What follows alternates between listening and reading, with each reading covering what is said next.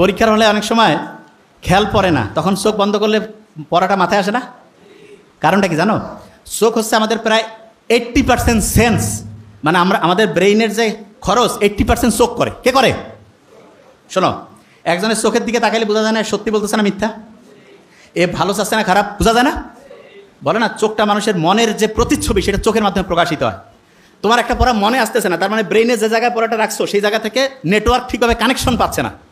Connection করার জন্য অনেক সময় তুমি দেখবে হঠাৎ করে তোমার বাসায় কারেন্ট লো ভোল্টেজ হয়েছে বা কারেন্ট চলে গেছে, তখন আমরা এরকম করি না, কিছু কিছু জিনিস বন্ধ করে দিয়ে ফ্যানটা আর যেটা খুব প্রয়োজনীয় সেটা চালু রেখে অন্য সব বন্ধ করে দেয়, যে ভোল্টেজটা একটু ঠিকভাবে এটা পাও।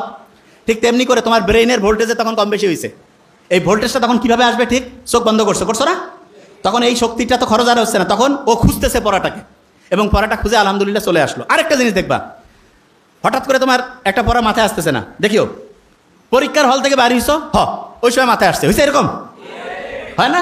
আচ্ছা, অনেকে কবে এটা কেন হয়? বলি একটা জিনিস, ব্রেইনের একটা অসাধারণ বৈশিষ্ট্য হচ্ছে কোনো প্রেশার নিতে চায় না, প্রেশার নিতে চায় না। তার মানে তুমি পরীক্ষার হলে পরীক্ষা দিচ্ছ, তোমার একটা পড়া মাথায় আসতেছে না, ওই যে জায়গা থেকে বেরিয়েছিলাম, প্রথম কাজ হচ্ছে চোখ বন্ধ করা। কি করবা? বলো না কেন? চোখ বন্ধ করার পরে বুক ভরে শ্বাস নাও, এইরকম করে 3 থেকে 5 বার নিবা এবং ছাড়বা।